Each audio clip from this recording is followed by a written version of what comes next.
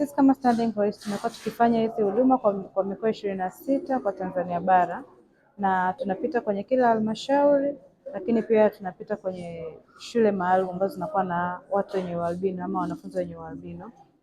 Tunashukuru sana kwa huduma hizi, kwa kweli wanaendelea vizuri, ngozi zao zinakuwa haziwezi kuharibika tena. Naomba huduma hii iendelee ili basi ngozi zao zisiweze kupata madhara ya saratani ya ngozi. Tuna huduma nyingi ambazo tunazitoa sisi kama shirika. Kuna kupima uoni hafifu, lakini pia kuna skin cancer screening, lakini kwa leo specifically tupo kwa ajili ya kupambana na saratani ya ngozi, na hii ni huduma ambayo tunakuwa tunaitoa mara 2 kwa mwaka, yani kila baada ya miezi 6 tunaitoa. Wanakuwa wanachunguza ngozi. Baada ya kufanya uchunguzi wa ngozi, wanapatiwa vifaa kinga vya jua. Kama unaweza kuona kwa pale nyuma kwenye meza yetu, tuna kofia zenye kingo pana kwa watu wakubwa, kwa watoto, lakini pia tuna miamvuli ambayo tunatoa kwa watoto wa miaka 2 na kushuka chini, lakini pia tuna mafuta kinga tunayotoa. Lakini mbali na hivyo, tunawapa elimu ya uelewa kuhusu albino. Kwa hiyo wale wa zamani tunawakumbusha, lakini wale wapya tunaanza kuwafundisha albino ni nini, changamoto zake, lakini pia kwa mama ambaye amepata mtoto mwenye albino akiwa yeye hana albino, je, ni njia zipi atumie ili kuweza kumtunza vizuri yule mtoto. Mwamko ni mkubwa ukizingatia na huko nyuma namba tulizokuwa tunapata zilikuwa ni chache sana, lakini kwa sasa hivi kama nilivyoweza kuambia, tunafanya kazi kwa karibu sana na maafisa ustawi, lakini na wale maafisa ustawi wanakuwa wanapeleka taarifa kwa wale watendaji. Kwa hiyo watendaji pia wanawahamasisha watu wenye albino kujitokeza kwa wingi. Kwa hiyo tunamshukuru Mungu, hii elimu inazidi kusambaa na watu wanajitokeza kwa sababu wanaona umuhimu.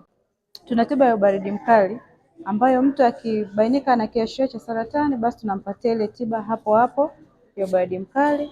Lakini pia tunakuwa tuna upasuaji mdogo ambao tunaufanya baada ya kumaliza kliniki kwa ujumla, na ule upasuaji ni wale ambao kama labda ana kitu ambacho kinatakiwa kuondolewa kwenye mwili wake, tunamfanyia na tunafanya kwa gharama za shirika.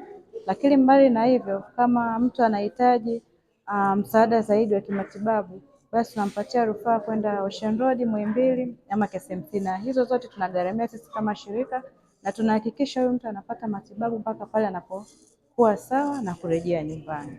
Mimi ni washauri wazazi na walezi ambao wako na watu wenye ualbino, kwanza wasiwafiche. Changamoto yangu mimi mwenye ualbino na asiyekuwa na ualbino ipo tu kwenye rangi ya ngozi, macho na nywele, lakini kila kitu ni sawa. Naweza kufanya kazi kama mtu mwingine, naweza kusoma kupata elimu kama mtu mwingine. Kwa hiyo nawasihi wazazi, walezi, wawasaidia watoto, wasiwafiche, wawapeleke shule, na tunamshukuru Mungu sasa hivi serikali inasisitiza kwamba watoto wote wapelekwe shuleni. Matarajio yetu sisi kwamba kwanza wale wote wenye albino watafikiwa kwa siku ya leo na watafanyiwa uchunguzi kuona kama wana viashiria hivyo vya kansa ya ngozi.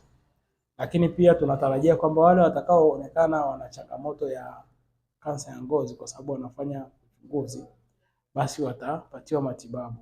Kwanza wanaweza kupatiwa matibabu hapa, lakini kwa wale ambao wataonekana wana shida zaidi watapelekwa kwenye kambi maalum. Tunatoa wito kwa wale wazazi wote ambao wana watoto wenye ualbino, kwanza wasiogope kuwaleta hospitali, na kwa sababu huduma ni bure.